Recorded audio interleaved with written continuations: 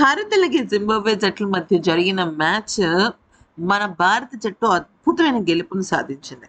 నిజం చెప్పాలి అంటే ఈ ఫిబ్రవరి 26వ తేదీన భారత్‌కు డబుల్ ధమాకా. 2 గుడ్ న్యూస్‌లు. ఒకటి భారత్ అలాగే జింబాబ్వే జట్ల మధ్య గెలుపై ఒక శుభవార్త అయితే, వెస్టిండీస్ జట్టు సౌత్ ఆఫ్రికా చేతుల్లో ఓడిపోవడం ఇంకొక పెద్ద శుభవార్త. ఎందుకంటే ఒకవేళ గనుక వెస్టిండీస్ జట్టు గెలిచి ఉండుంటే ఆ జట్టుకు ఉన్న అద్భుతమైన రన్ రేట్ కారణంగా సౌత్ ఆఫ్రికా, వెస్టిండీస్ జట్లు నేరుగా సెమీఫైనల్స్‌కి వెళ్ళిపోయి ఉండేవి. ఇక భారత జట్టు ఆల్మోస్ట్ సెమీస్ నుంచి నిష్క్రమించే పరిస్థితి వచ్చింది. అయితే ఇక ఇప్పుడు భారత జట్టు అబ్జర్వ్ చేస్తే పాయింట్స్ పట్టికలో చాలా సునాయాసంగా ఈ వెస్టిండీస్‌తో జరగబోయే ఆఖరి మ్యాచ్‌ని గెలిస్తే చాలు హ్యాపీగా సెమీఫైనల్స్‌లోకి వెళ్ళిపోవడమే. ఓకే. అయితే ఇక ఇప్పుడు ఈ మ్యాచ్‌లో అంటే జింబాబ్వే అలాగే భారత్ జట్ల మధ్య జరిగిన మ్యాచ్‌లో హార్దిక్ పాండ్యా, తిలక్ వర్మ జింబాబ్వే బౌలర్లను ఉతికారేశారు. హార్దిక్ పాండ్యా కేవలం 23 బంతుల్లో 50 పరుగులు చేసి నాటౌట్‌గా నిలిచాడు. తన ఇన్నింగ్స్‌లో అతను 2 4లు, 4 6లు బాదాడు. అయితే ఇక ఆ తర్వాత అద్భుతంగా ఆడిన తనకి భారత జట్టు భారత జట్టు తరఫున తనకి player of the match award అయితే దక్కిందనమాట. ఎందుకనంటే వీళ్ళిద్దరూ కలిసి ఏ 31 బంతుల్లోనే 84 పరుగుల అద్భుతమైన భాగస్వామ్యం నెలకొల్పారు. దానిలో చాలా చక్కగా బౌలింగ్ కూడా చేశాడు హార్దిక్ పాండ్యా. ఓకే. 7 ఎకానమీతో తను దాదాపుగా 3 ఓవర్‌లేసి 21 పరుగుల దాకా ఇచ్చాడనమాట. వికెట్ తీయకపోవచ్చు. కానీ చాలా అద్భుతమైన ఎకానమీతో తను బౌలింగ్ చేశాడు. అయితే ఇక మ్యాచ్ గెలిచిన తర్వాత హార్దిక్ పాండ్యా తన గత మ్యాచ్ ఒక చేదు అనుభవాన్ని గుర్తు చేసుకున్నాడు. అంటే తను ఏం చేశాడు, ఒకే ఒక ఓవర్‌లో 20 పరుగులు సాధించాడు.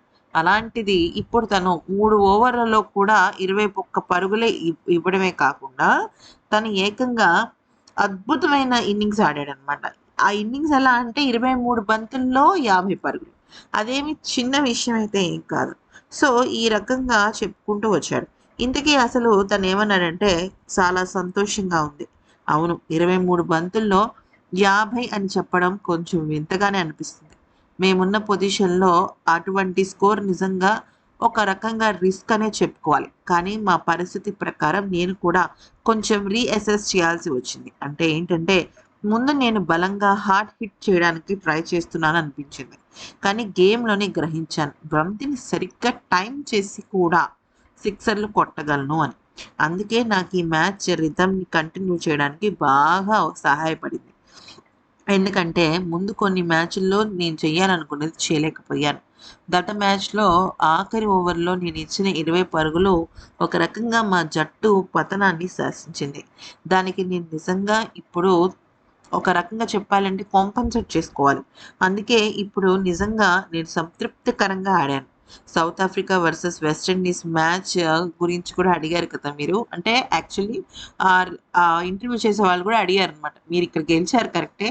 అక్కడ కూడా వాళ్ళు ఓడిపోయారు కదా వెస్ట్ ఇండీస్ వాళ్ళు. అది మీకు కలిసొచ్చిన విషయమే కదా అంటే, యెస్, మేము దాన్ని కూడా ప్యారలల్‌గా దాన్ని కూడా మేము చూసుకుంటున్నాము. యాక్చువల్లీ అదైతే మా చేతుల్లో లేదు. కానీ ఇదొక్కటే మా చేతుల్లో ఉంటుంది. అందుకనే మేము జస్ట్ దాన్ని వాచ్ మాత్రమే చేయగలం. ఇదైతే మేము వాచ్ చేయాలి, ఆట ఆడాలి అంటూ చెప్పాడనమాట. అంటే మ్యాటర్ ఏంటంటే, ఇప్పుడు అక్కడ గనక వెస్ట్ ఇండీస్ జట్టు గనక గెలిస్తే భారత జట్టు గేమ్‌లో ఎంత అద్భుతమైన ప్రదర్శన చేసినప్పటికీ కూడా ఎక్కడో ఒక చిన్న వెళ్తుండేది. అబ్బా! వెస్ట్ ఇండీస్ అనవసరంగా గెలిచిందే, ఏంటిది? మనకి లక్ లేదా? ఇలాంటి యాస్పెక్ట్స్ అన్నీ కూడా మన కళ్ళ ముందు ఉంటుండేవి.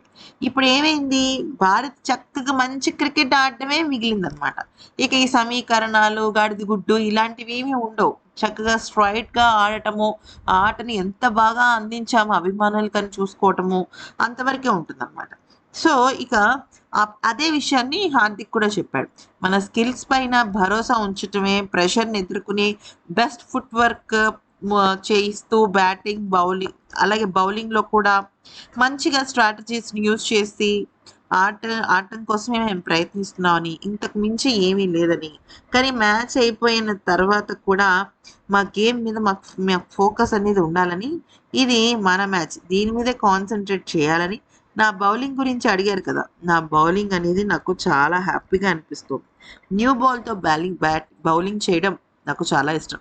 స్వింగ్ అవుతుంది, దేవుడు దయ చూపించాడు. ఇన్ స్వింగ్ అవుట్ స్వింగ్ రెండు వేయగలిగే స్కిల్ ఇచ్చాడు. చాలా ఎంజాయ్ చేస్తాను. ఇది ఈ వికెట్లు తీసే అవకాశం ఇస్తుంది, బ్యాటర్ని కూడా ఛాలెంజ్ చేస్తుంది. ఇక అందుకే సంతృప్తికరంగా ఉంది. నాకు బాధ కలిగించే విషయం ఏంటి అంటే, గత మ్యాచ్‌లో ఒక ఓవర్‌లో 20 పరుగులు ఇచ్చిన తర్వాత మ్యాచ్ పూర్తయ్యాక రోహిత్ భయ్యా నాకు ఫోన్ చేశాడు. "ఏమైంది నీకు? ఎందుకు అన్ని పరుగులు ఇచ్చావు? వాళ్ళకేమన్నా నువ్వు ఫ్రెండ్‌వా?" అని అడిగాడు. అది క్యాజుయల్‌గా, కామెడీగా నన్ను ప్రెషర్ నుంచి బయటికి తీసేయడానికే తను అడిగినప్పటికీ, నాకెందుకో అది చాలా మనస్తాపాన్ని కలిగించింది.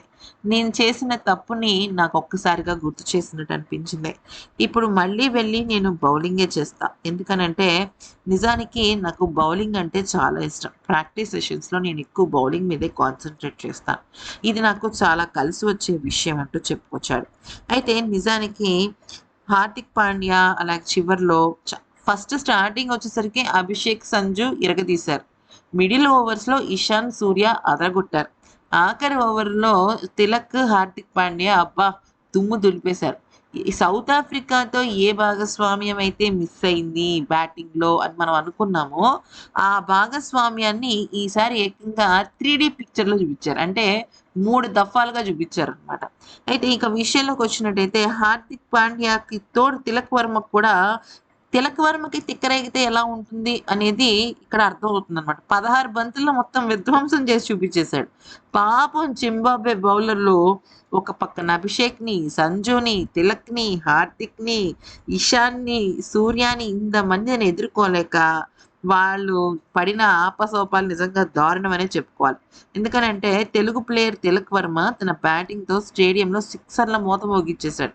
తిలక్ వర్మకు తిక్కరేగితే బాధను మొదలుపెడితే గ్రౌండ్ ఏ మూలకైనా బంతి వెళ్లాల్సిందే అని నిరూపించాడనమాట.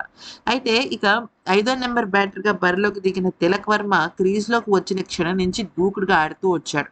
16 బంతులు ఎదుర్కొన్న తిలక్ 275 స్ట్రైక్ రేట్‌తో 44 పరుగులు చేశాడు. ఇది మామూలు విషయం కాదు.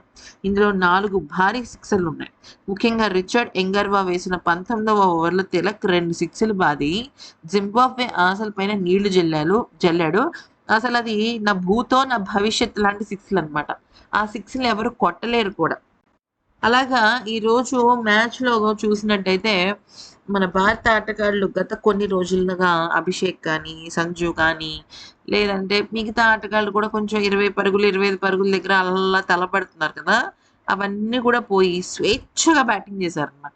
యెస్, ఒక పక్కన ప్రెషర్ ఉంది. ఎందుకంటే జింబాబ్వే జట్టేమి చిన్న జట్టేం కాదు. ఈ 2026 వరల్డ్ కప్‌లో వాళ్ళు బానే రాణించారు. సో, ఆ ఒక పక్కనేమో నెగెటివ్ రన్ రేట్ మైనస్ ఎక్కడికో ఎళ్ళిపోయింది. -3.8 దగ్గరున్నాం మనం. ఓకే. మరోవైపు west Indies versus south Africa match ఎవరు గెలుస్తారో తెలీదు. ఇన్ని కాంప్లికేషన్స్, ఇన్ని ప్రెషర్స్ మధ్య చాలా స్వేచ్ఛగా బ్యాటింగ్ చేశారు మన భారత ఆటగాళ్ళు. సో, ఇది చాలా గొప్ప విషయం అని చెప్పుకోవాలి. ఈ వీడియో గనుక నచ్చితే లైక్, షేర్ అండ్ సబ్స్క్రైబ్.